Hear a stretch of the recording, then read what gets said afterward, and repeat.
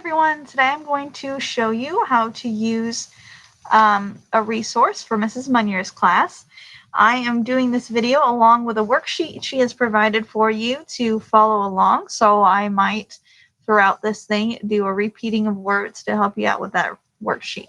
Okay, so what I'm showing you now is the library website, which you can get to this through the school website, this corporation website, and then you add a /resources to the end. Or if you think you might forget that, you can just go to PCMS up top, then click on Media Center, and then Resources over here. So what I'm showing you today is Gale's Opposing Viewpoints in Context. This is great for any argumentative writing that you need to do in class. So this is what it looks like. If you are at school, you should not need a password, but if you are at home, you will need one, and the password is Tiger. So your answer for number 1 there is Tiger is the password. As soon as you're here, I would recommend that you sign in. So let me do that. I also want to make sure that I am presenting this page here. So when you sign in, if you are on a Chromebook, it will already sign in for you. If you are not, then you'll have to fill out all of that information.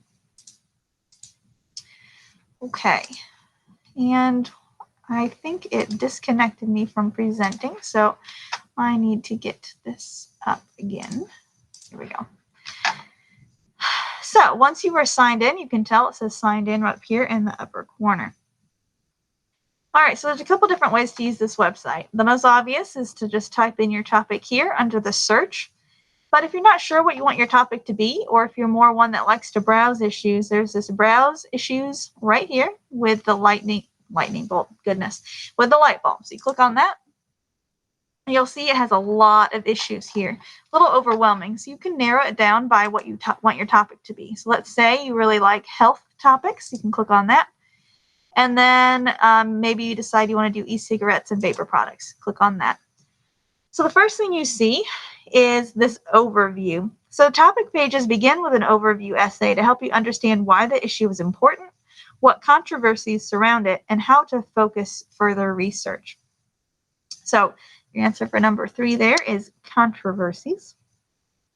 All right, additional content is organized to help you quickly analyze the issue. So all of this additional content is here. So answer for number 4, the first one there, is organized. So we have featured viewpoints and viewpoints. I can't figure out what the difference is between these two things, but I do know that the people who create this database hand select the articles that go there, so they are the ones that they think would be best for you. So I definitely recommend those. Those definitely use those results to hone and support arguments in your papers and debates. So your next answer in number 4 is arguments.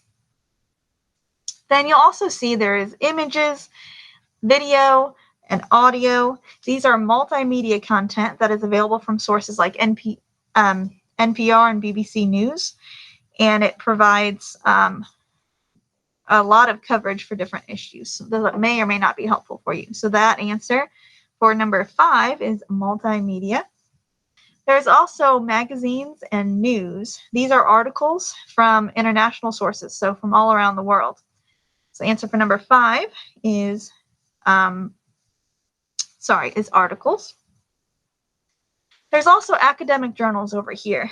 These are scholarly and peer-reviewed publications, so these might be more for college-level people, but they are there if you are interested in them. So your next answer for number 5 is journals.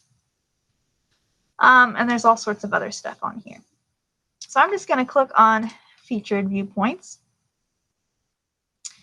And I want to point out this topic finder over here. I don't know why it's not just on the main page, but you can only find it once you click on one of these other things.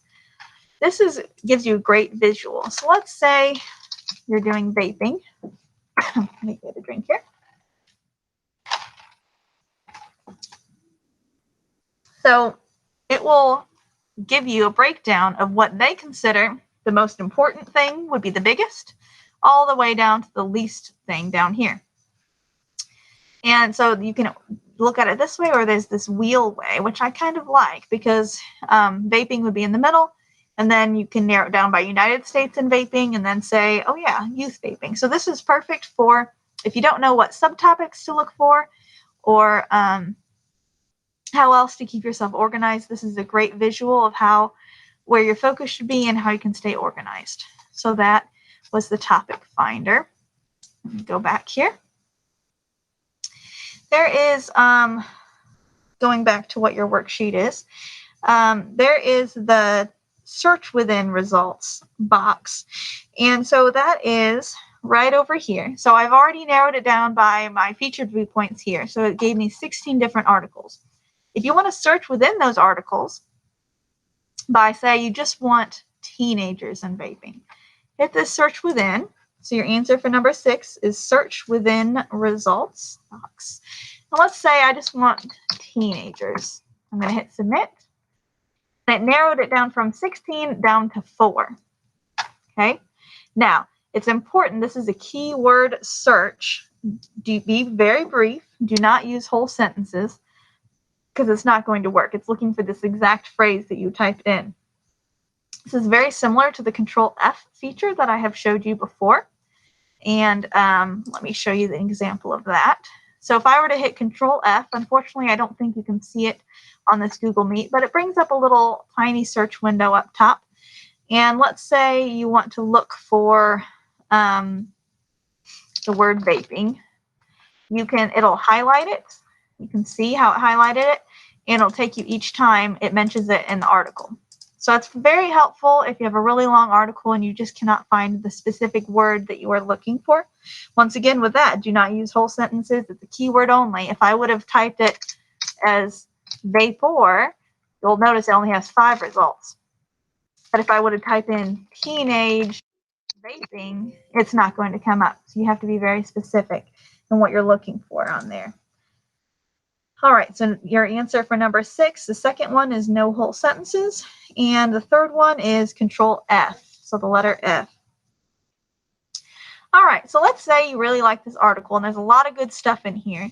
You can actually highlight some of the stuff and have it be different colors to help keep you organized. So you highlight the text with your cursor and let go, and it's just going to bring up this pop-up window.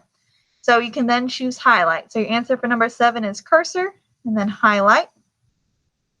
You can use different colors to keep yourself organized. So the next answer is organized.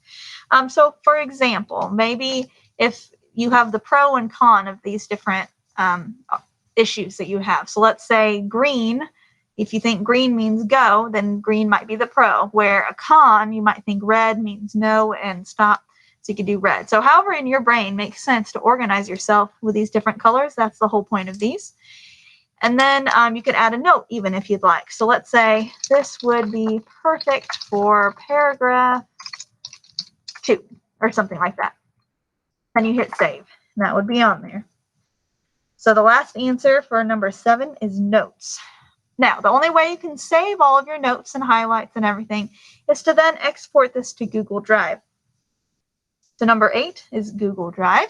You can do that by hitting send to up here and then Google Drive. Once you do that, then it'll actually create a folder in your drive called Opposing Viewpoints in Context. So another answer for number 8 is Opposing Viewpoints. And then once that article is in there, it converts it into a Google Doc. It'll have the full text of the article. Then if you scroll to the bottom, it'll have all of your highlights. It'll have all of your notes. It'll also have your citation information.